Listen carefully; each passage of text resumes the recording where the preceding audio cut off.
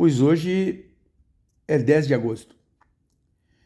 E existem coisas na vida que são interessantes, né? A arte, ela é relevante porque, volta e meia, diante de uma circunstância da vida, tu te pega como referência numa lembrança de alguma atividade artística, de alguma produção artística. Mas saibam que ontem, por uma condição particular, eu acabei ligando a televisão para esperar um cara que ia chegar aqui em casa e assisti um pedaço do depoimento daquele Anderson Torres, o ministro da Justiça do Bolsonaro, o cara dos atos golpistas, aquele o decreto que declarava a situação de sei lá o quê, porque é uma esdrúxulice, no Tribunal Superior Eleitoral, mandava prender ministro, etc, etc, etc. É fantástico, né? Mas sabe o que me veio à cabeça? Me veio à cabeça um negócio que fizeram sobre o Maluf quando apareceu aquele dinheiro dele lá nas ilhas New Jersey, né? Lá no paraíso fiscal, né? Tinha a assinatura do Maluf e tal, e os caras mostravam a assinatura para o Maluf, e o Maluf dizia, não, essa assinatura não é minha, essa assinatura não é minha. E aí, os caras que fizeram um quadro genial, né? Que onde se faziam as perguntas de coisas óbvias sobre Maluf, e lá pelas tantas o Maluf, ele nega, e aí ele diz assim, a propósito, eu não sou eu.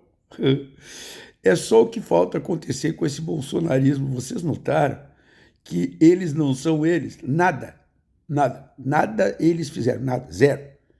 O Bolsonaro é o rei, então, né? E o Bolsonaro, como ele é o papa desta coisa toda, ele não só diz que ele não é ele, como quem está com ele também não está mais com ele, e ele detona e elimina, né? Politicamente, pelo menos, né? Que a gente sabe.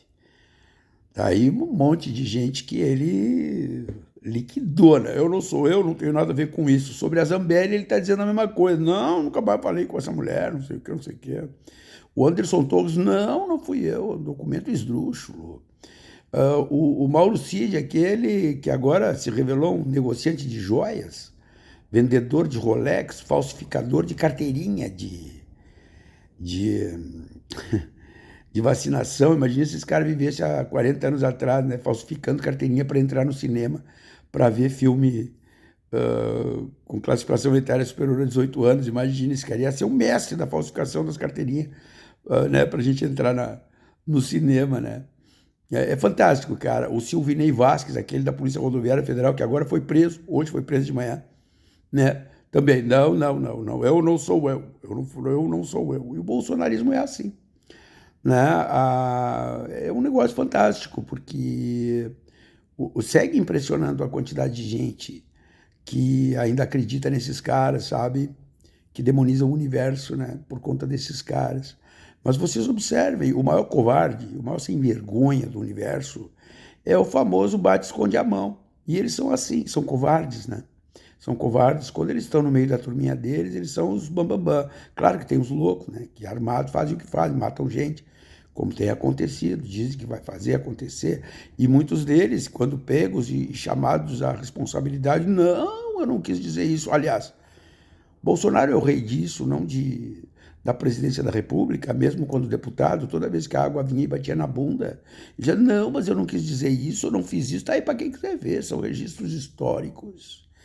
E vendo esse negócio, eu me lembrei daquela cena do Maluf, não, eu não sou eu, confrontado com a sua assinatura num documento apreendido pela polícia brasileira. É muito sério isso que está acontecendo. Notem, a coisa vai desde a matança de índios, passando pela venda de joias. O que o ajudante de ordens da presidência da República fazia, ocupando o cargo de ajudância de ordem nos Estados Unidos, vendendo joias e depois fazendo cotação de Rolex? E como diz Bolsonaro, não, é a coisa mais normal do mundo. Tu pega uma joia da presidência da República, da União do Povo Brasileiro, e faz uma cotação. Mas não, o que isso tem de errado? Para eles, nada, né? Já imaginou se eles mandassem cotar um Di Cavalcante, uma Tarsila, construir uma biblioteca de livros raros dentro do Palácio da Alvorada, ou pelo menos preservar o mobiliário do Palácio da Alvorada, que nem isso fizeram, mas vender joias. Olha a forma como receberam aquele colar.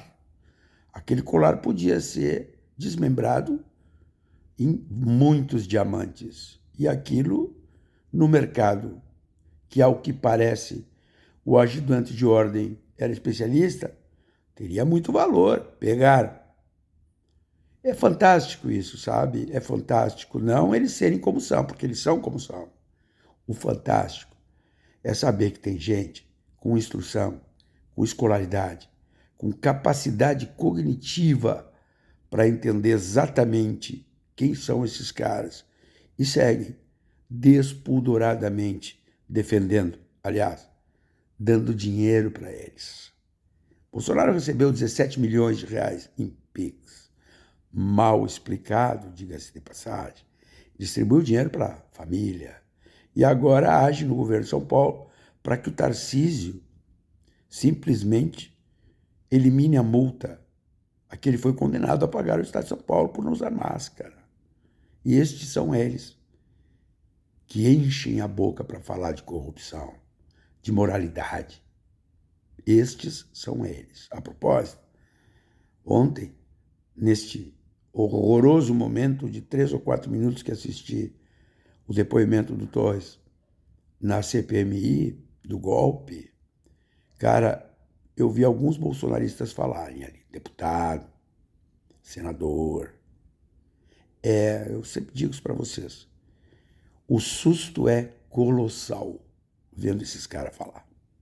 É um negócio, eu começo a entender muito por esta convivência dos atos mais, eu não vou dizer animalescos, porque seria um desrespeito aos animais, mas as coisas mais grotescas do universo. Eu começo a entender o seguinte: como é que era o cotidiano da Alemanha nazista?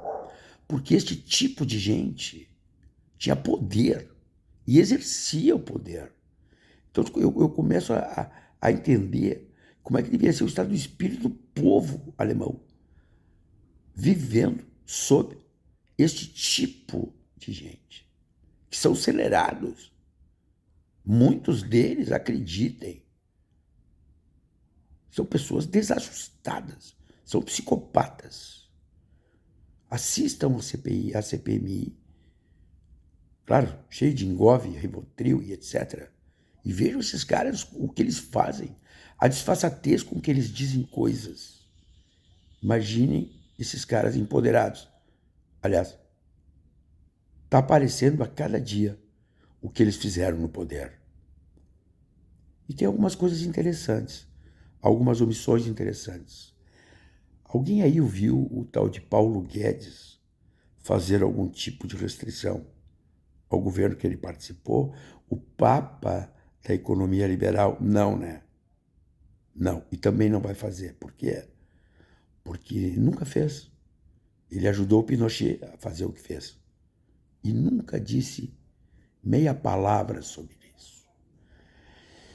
Não adianta dizer eu não sou eu, como disse Maluf sobre aquilo que fez e sobre a sua própria assinatura. Num esquete de arte, de humor, que expressa, como só a arte pode expressar, o que de mais íntimo existe no ser humano. Das coisas para pensar. 10 de agosto